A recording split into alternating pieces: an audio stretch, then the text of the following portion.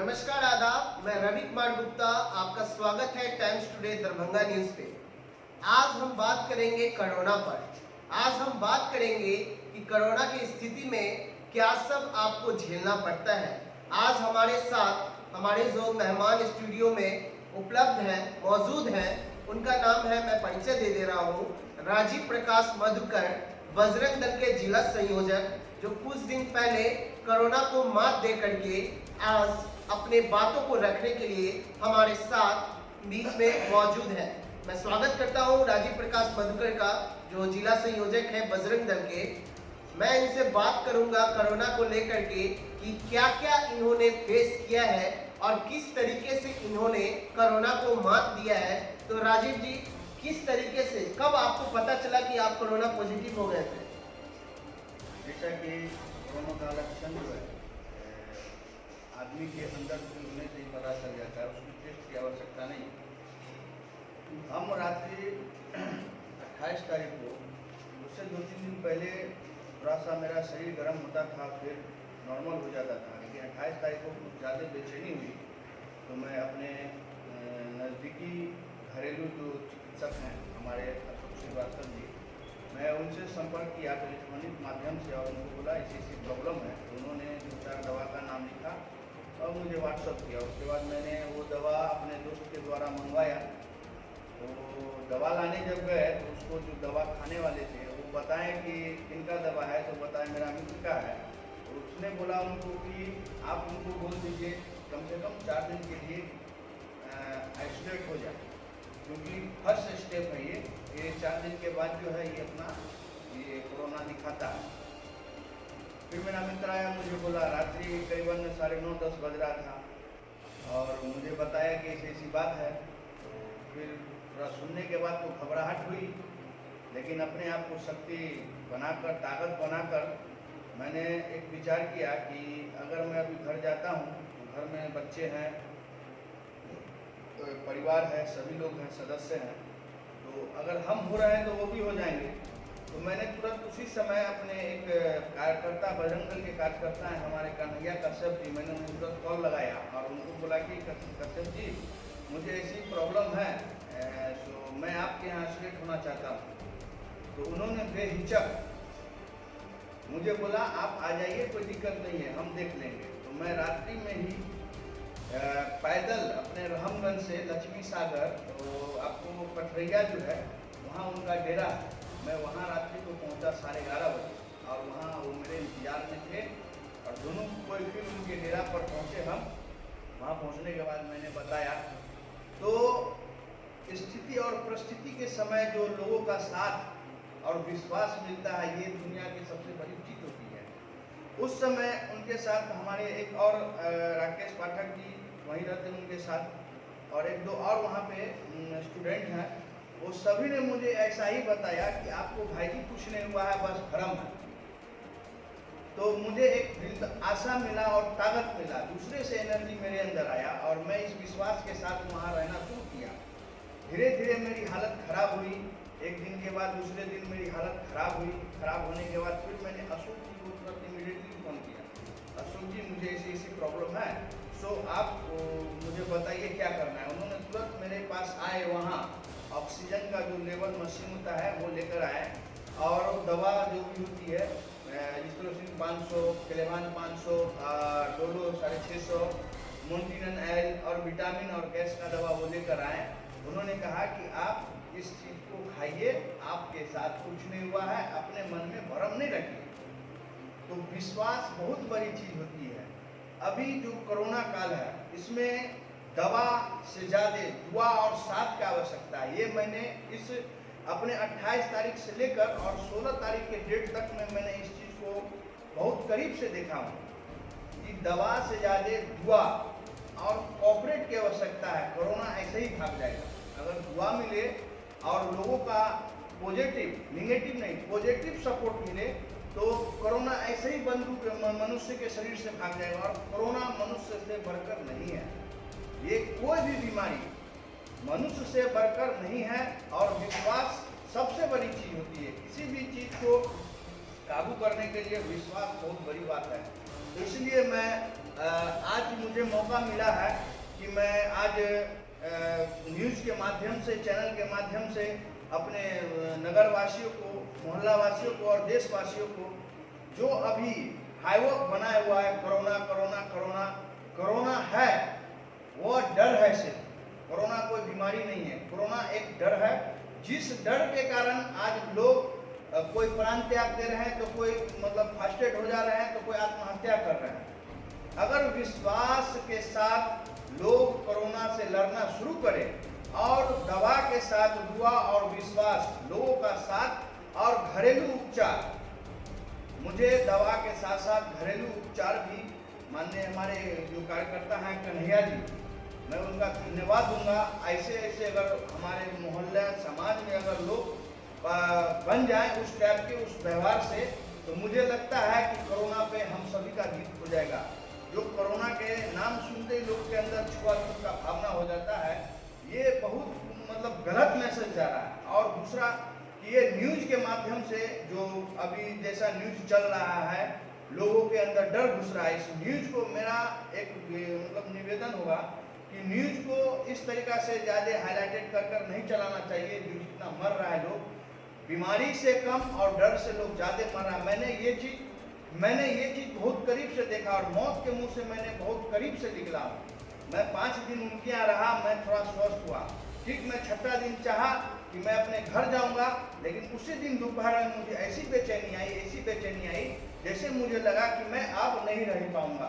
फिर मेरे मन में ख्याल आया कि मैं अगर यहाँ मैं कुछ हो जाता है मुझे, तो एक विश्वास भी टूट जाएगा, और दूसरा जो मेरे लिए इतना अपना जान के बाजी लगाकर जिन्होंने मुझे यहाँ रखा और सेवा दिया, उनकी क्या हालत होगी। तो मैं उनसे बोला, कन्हैया जी, आपने जो सेवा दिया, बेचारा वो मुझे सुबह शाम काढ़ा, गर्म पानी का भाप, उसके बाद शरीर में मालिश, और हर एक समय कुछ न कुछ खिलाते पिलाते रहते थे। फल हो गया, फ्रूट हो गया, उसके बाद आपको जूस हो गया, काढ़ा बना कर देना, थोड़ा सा खाने पीने का चीज़ बना कर देना, मैगी वगैरह खाना। उसके बाद रात्रि में मेरा देह हाथ झाँकना, माथा में तेल का चेंजिंग करना, मालिश करना। ये उस समय की स्थिति, जिस समय मुझे कोरोना चढ़ रहा था मेरे अंदर, फिर भी उन्होंने ये समझ कर भी मुझे नहीं छोड़ा। और इनके साथ साथ हमारे अशोक जी और हमारे एक और कार्यकर्ता चंदन वर्मा जी, जिनको पता चलते ही मेरे लिए वहाँ उपचार लेकर तुरंत पहुँचे, खाने पीने का सामान लेकर पहुँचे। दूसरा एक हमारे दरभंगा एमएलसी, पूर्व एमएलसी सुनील सिंह के पुत्र सुजीत सिंह जी, उन्होंने मुझे, जब मेरा व्हाट्सएप पे डाला गया मेरे इस ग्रुप में, तो वो भी ग्रुप में थे, उन्होंने इमीडिएटली मुझे बोला, प्लीज कॉल मी टुमारो। मैंने उन्हें सुबह कॉल किया, उनको बताया सर ऐसे ऐसे बात है। उन्होंने मुझे बोला कि आप अपने एड्रेस बताएं और मैं आपको आदमी को भेजूंगा। उनके द्वारा भी मुझे उपचार दिया गया। तो अभी जो स्थिति है, मैं 5 दिन वहाँ सही हो गया, लेकिन 6ठे दिन जैसे मेरा पिता, मैं बेचैन हो गया और मुझे जैसे लगा कि अब मैं नहीं रह पाऊंगा। मैंने हिम्मत हार दिया। फिर मैंने कन्हैया जी को बताया, कन्हैया जी आप मुझे घर छोड़ दीजिए, आपका सेवा यहीं तक है। तो कन्हैया जी और मैं रात्रि को 9:30 बजे अपने घर आया, और मैं घर आया तो मैं देखा कि हमारे परिवार में हमारा बेटा और हमारी बेटी भी बुखार है और उसको भी दवा उवा चल रहा है। क्योंकि मैं अशोक भैया को, अशोक जी जो हैं, उनको अपने से फ़ोन किया और उनको बोला कि थोड़ा मेरे घर पे भी देख लीजिएगा भाई साहब। तो मेरे घर पे भी बेचारे जाकर बच्चों को दवा वगैरह सब दे देते। तो मैं जब घर आया और मैं देखा स्थिति, तो मैं दंग रह गया। उसके बाद मैं, मेरा बेटा, मेरी पत्नी, हम चारों एक साथ आइसोलेट अपने घर में ही रहे, दवा खाएं। उसके बाद घरेलू उपचार के साथ साथ पूरे मतलब कि घर में जो जो काढ़ा पीना, भाप लेना, गरम खाना खाना, ये जितना भी चीज़ है, मैंने पूरे शक्ति के साथ इस चीज़ को किया और करवाया। आज मुझे गर्व है कि मनुष्य के अंदर आंदोलिक इच्छा और आंदोलिक शक्ति अगर जिस चीज़ के लिए जग जाए, उस पर विजय होती है। इसलिए कोरोना से डरने की आवश्यकता नहीं है, कोरोना से लड़ने की आवश्यकता है। और लड़ने के लिए मैं बार बार निवेदन कर रहा हूँ कि लड़ने के लिए उसमें शस्त्र की आवश्यकता नहीं है। कोरोना से लड़ने के लिए हमारे जिसके घर में कोरोना पॉजिटिव है, वो अपने परिजन का सहयोग उनको मिले। मुझे लगता है कि जो आज जो स्थिति स्थिति मरने जो बहुत बढ़ चढ़ कर आ रही है, ये खत्म हो जाएगा। और दूसरा कि अभी जो स्थिति है, ये स्थिति बहुत ही सूझबूझ के साथ कुछ कार्य करने का इस समय है, और इस समय हम लोगों को सूझबूझ के साथ और सतर्कता के साथ काम करना चाहिए। जिस प्रकार अभी कोरोना के नाम सुनते ही लोगों के अंदर बहुत डर सा, मतलब एक ऐसा डर कि जो लोग बंदूक और पिस्तौल से नहीं डरता, वो अभी बोल दे कोरोना है, तो उसकी डर उसको मार देता है। बिल्कुल। तो इस डर को अंदर से निकाल दे। कोरोना कोई चीज बड़ी नहीं है, कोरोना एक बीमारी है, और इस बीमारी का कहता हर मर्ज की दवा है वैद्य के पास। तो कोरोना का दवा एक ही है कि आप अपने अंदर का अंदरूनी शक्ति जगाएं और एक विश्वास बनाएं कि अगर कोरोना आपके अंदर है तो कोरोना आपके अंदर से निकलेगा भी। घरेलू उपचार करें, और परिजन जिनके भी घर में हो, वो परिजन अपने उस कोरोना मरीज को अकेला न छोड़े। होता है क्या कि मैं ये थोड़ा सा बता दूं कि जब मैं भी अकेला पड़ जाता था, अगर कन्हैया जी कहीं चले जाते थे, तो मुझे सोते ही ऐसे लगता था कि कोई मेरे ऊपर आ गया, अब हम मर रहे हैं, मेरी सांसें बंद हो गई, मेरे सीने पे वजन आ गया, और आँख खोलते ही सब गायब हो जाता था। तो एक भ्रम सा होता है, और देखा जाता है कि अगर किन्हीं के घर में कोरोना हो गया तो घर के सारे लोग बेचैन हो जाते हैं, बाप रे कोरोना हो गया, कोरोना हो गया, और उनकी बेचैनी उस मरीज का मतलब जान ले लेता है। जान किस प्रकार की, मरीज के पास ना भोजन सही से जाता है, ना उपचार जाता है, ना दवा जाता है, और मरीज अकेला पाकर, सुनसान पाकर, उसके अंदर का जो निगेटिव सोच है उस पर चढ़ जाता है उसके माइंड पे, और पॉजिटिव सोच जो है कम जाता है।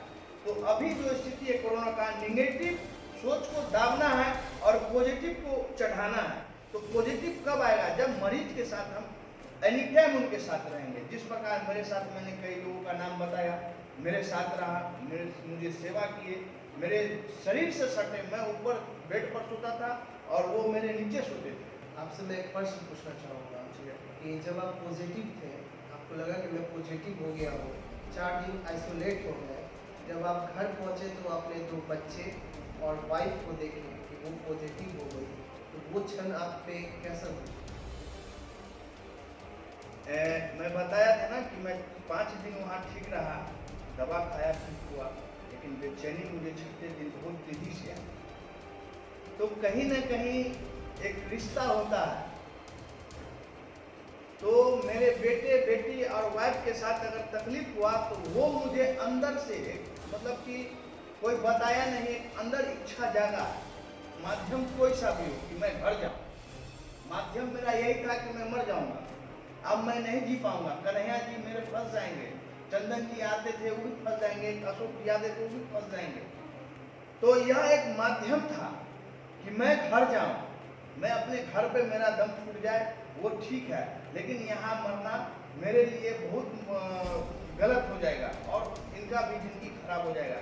तो एक माध्यम था मुझे घर ले जाने का, क्योंकि मेरे घर में मेरे 3 आदमी बीमार थे, और वाकई में जो रिश्ता दिल से जुड़ता है वो दिल को पता चल जाता है, आत्मा को पता चल जाता है। आत्मा से जुड़े हुए रिश्ते को अगर किसी को तकलीफ हो तो ये मेरा दूसरा है। मैं जेल में भी था, मैं 2019 में मैं एक केस था मेरे ऊपर, उसमें मुझे जेल भेजा गया 2 दिन के लिए। मैं जब जेल गया उस रात मुझे बहुत पूरे रात में बेचैन रहा।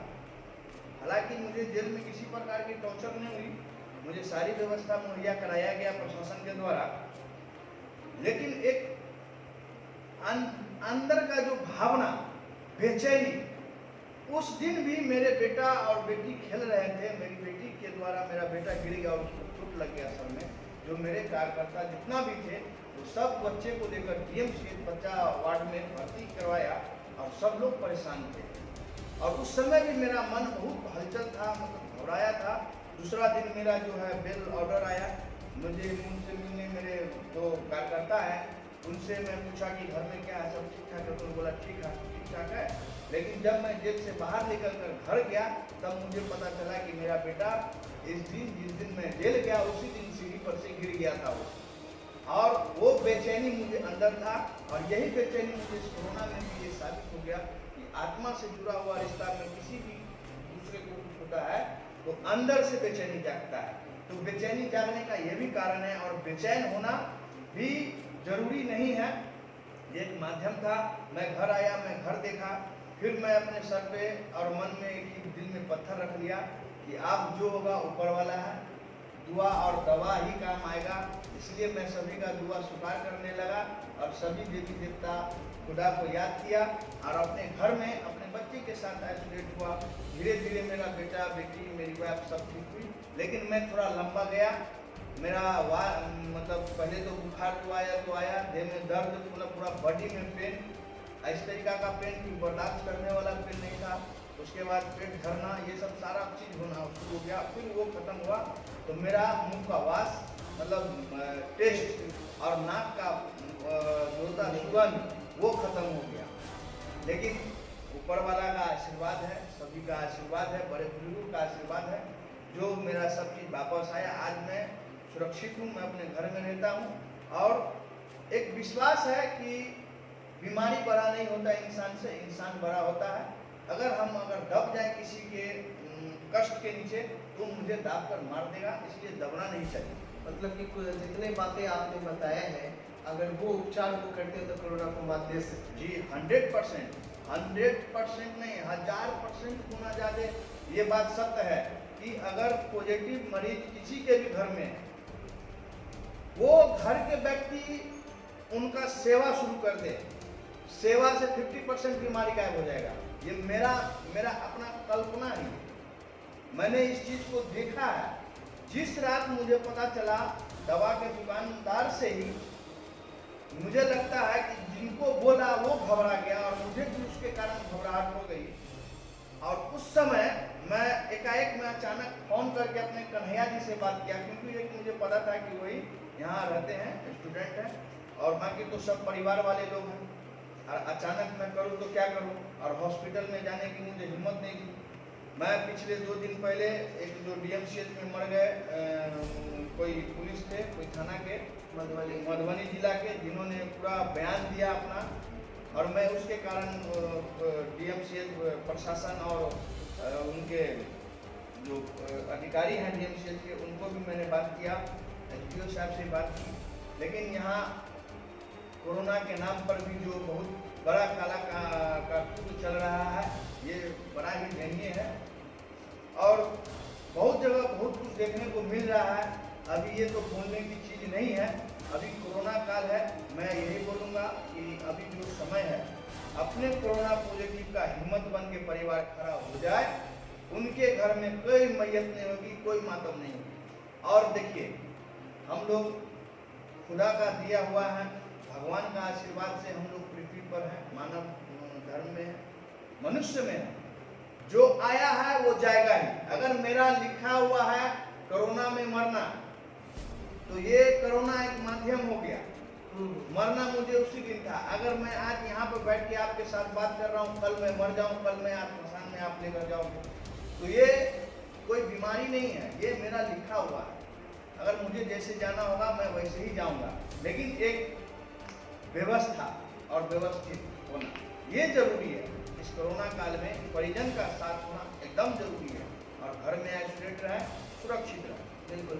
आप कोरोना पॉजिटिव हो गए, लोगों से जो सहयोग मिला, क्या लोगों ने आपको कोऑपरेट किया? जिनको आपने बताया, जो आप अपने कार्यकर्ता के अलावा जो भी लोग हो उन्हें बताया, तो आपको सहयोग किया गया?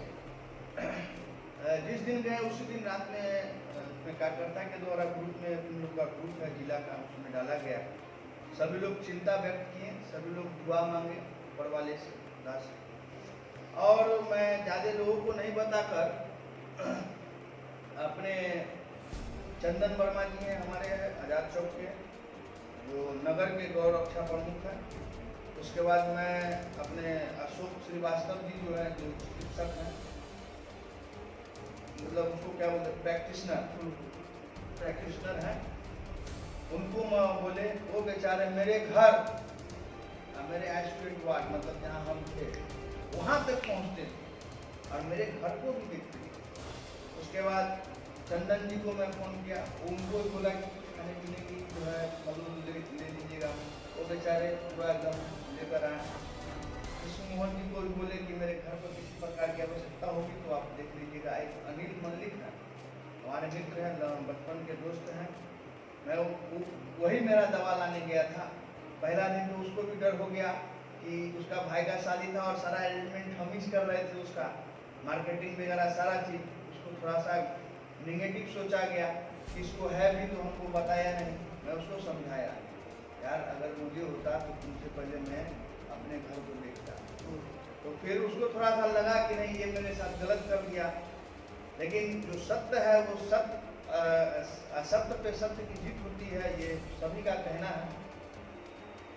वहाँ मेरे साथ उस दिन रात में हुआ और दूसरे दिन अपने भगनी के लिए वो दवा लाने गया तो वही दवा उसको दिया।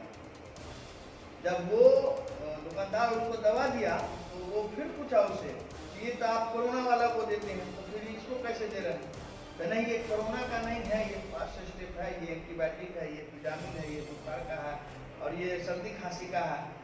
तो उसको बोला, तब उसको विश्वास हुआ। तो फिर उसने मुझे फ़ोन किया, मैं सही सामने बैठा था, बोला मित्र देखो मैं गलत सोच लिया तुम्हारे प्रति, सो मुझे माफ़ करो, सो कहाँ हो तुम, ठीक हो? फिर उसने अपना चिंता व्यक्त करना शुरू किया, बोला ठीक हूँ, कोई दिक्कत नहीं है। तो उसने मुझे उस समय दिलासा दिया कि आपको किसी भी चीज़ की आवश्यकता होगी, आपके घर में किसी भी चीज़ की आवश्यकता होगी, आप हमको एक कॉल कीजिएगा, हम तो मेरे यहाँ तो चंदन जी अशोक जी आते ही थे। उसके बाद वो अनिल मेरा मित्र है, मैं उसको बोला कि आप जो है मेरे घर को ही आप देख लीजिए। तो बेचारे मेरे घर पे भी मतलब विटामिन वगैरह जैसा अंडा वगैरह फल वूल जो सब है वो सब दिया। फिर मैं घर पे बोला, घर के भाई जो भी गए सभी लोग वहाँ देखभाल किए। उसके बाद एक सुजीत जी जो मैं बोला MLC साहब के पुत्र थे, उन्होंने मुझे कॉल में करके मैंने उनको कॉल किया। उन्होंने इस बात का तुरंत रिस्पॉन्स लिया। वो बहुत घबरा गए कि मधुकर जी को क्या हो गया और हम लोग को पता नहीं। वो डॉक्टर को भेजने लगे, सारा बोले देखिए किसी को भेजने की आवश्यकता नहीं है, आप फिक्र रहिए, मैं ठीक हूँ। तो मेरे घर की मतलब एड्रेस वगैरह मांगे, हमने दिया और उनके द्वारा भी मेरे घर पे सहयोग भेजा गया। पिछले वर्ष बजरंग दल के द्वारा, आप जिला संयोजक हैं, तो 35 परिवार को गोद लिया गया था, उनको राशन मुहैया कराया जा रहा था, जो भी आवश्यक सामग्रियां हैं वो दिया जा रहा था। लेकिन इस बार बजरंग दल के द्वारा इस कोरोना काल में कुछ भी सहयोग नहीं किया जा रहा, क्या बोलना चाहेंगे? देखिए पिछले वर्ष जो है फर्स्ट टाइम कोरोना का जो कहर था वो बहुत दयनीय था और उस समय हम लोगों के द्वारा जो है करीबन आपको 5-6 यूनिट ब्लड की जो व्यवस्था भी की गई थी, प्लाज्मा जिसको बोलते हैं, दी गई थी। उसके बाद एक गुलाब झाड़ के बगल में 30-35 बस्ती है जो कहीं बसा हुआ था, उसको उजाड़ दिया गया था, तो बढ़िया बढ़ने लगा।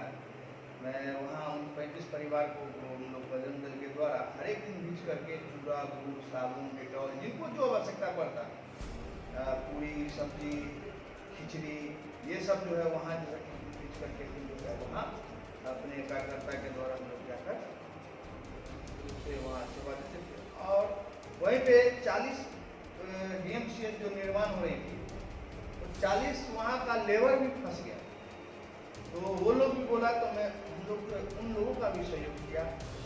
उसके बाद अभी जो है फिलहाल इस बार हम थोड़ा मैं खुद चरमरा गया था और जब घर का पिलर ही हिल जाता है तो थोड़ा छत को भी डर हो जाता है।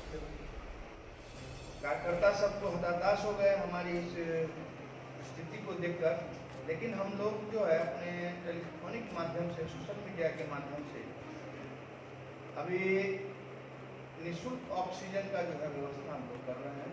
उनको ऐसे लोग जिनको नहीं मतलब हो रहा है व्यवस्था या एफर्ट नहीं कर पा रहे हैं, सक्षम नहीं हो पा रहे हैं, वैसे लोग को हम लोग जो है फ्री निःशुल्क दे रहे हैं। दूसरा कल रात में ही एक रूबी देवी करके लड़की है, उसमें नागा नंबर 5 में डॉक्टर है, नाम नहीं याद है, तो मुझे रात में हमारा एक मित्र है विकास एडवोकेट है, विकास मंडल जी, उनके द्वारा मुझे सूचना आया कि ऐसे ऐसे प्लाज्मा की आवश्यकता है। कोरोना क्वारंटाइन है DMCH में और उसको बहुत सीरियस है। मैं रातों ही ग्रुप में डाला, ग्रुप में डालने के बाद फिर मोहल्ले के ही लोग से 2-3 अपने मित्र संपर्क के ही थे, उनके भी संपर्क के थे, उनके भाई के भी संपर्क के थे, उनके द्वारा जो है ब्लड 3 यूनिट प्लाज्मा की व्यवस्था किया गया। अभी एक्चुअली इस बार का जो कुछ कार्य है, कुछ अपने संगठन के कार्यकर्ता ही सेवा और राजनीति ये दोनों अलग चीज होता है।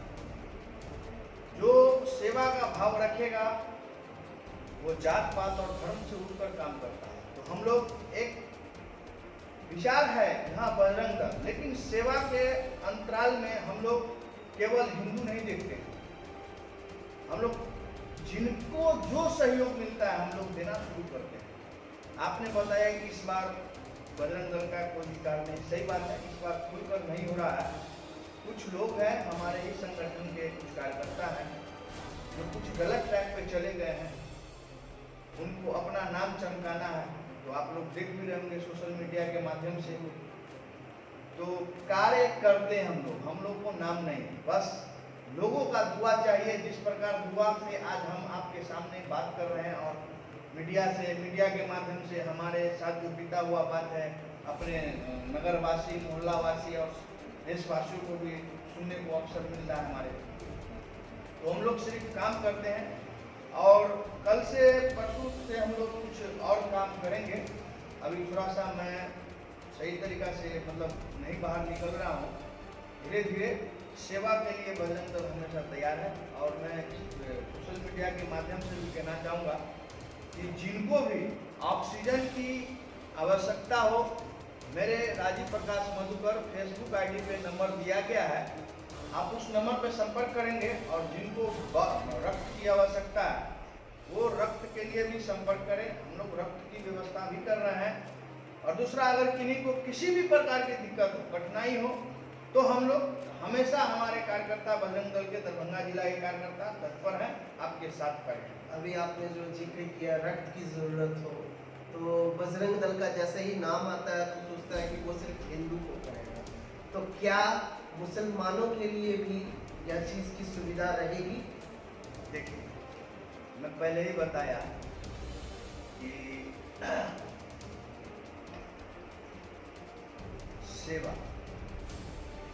सेवा अलग ट्रैक हुआ और राजनीति अलग ट्रैक हुआ। हिंदू मुस्लिम ये राजनीतिक बोली है, हिंदू और मुस्लिम ये राजनीतिक बोली, ठीक है। मैं हिंदू संगठन से आता हूँ, लेकिन पहले मैं एक मानव हूँ, मैं एक इंसान हूँ, ठीक है। ऐसा नहीं कि हिंदू में सब हिंदूवादी ही है, हिंदू में भी बहुत बड़ा बड़ा अपराधी है, देशद्रोही है।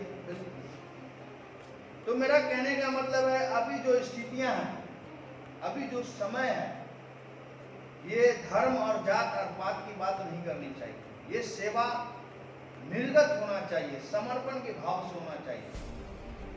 चाहे जो भी हो, सेवा का माध्यम सेवा होना चाहिए, सेवा का माध्यम राजनीतिक नहीं होना चाहिए। इसलिए आपने बताया कि मुस्लिमों के लिए नहीं है, तो मैं बता दूं कि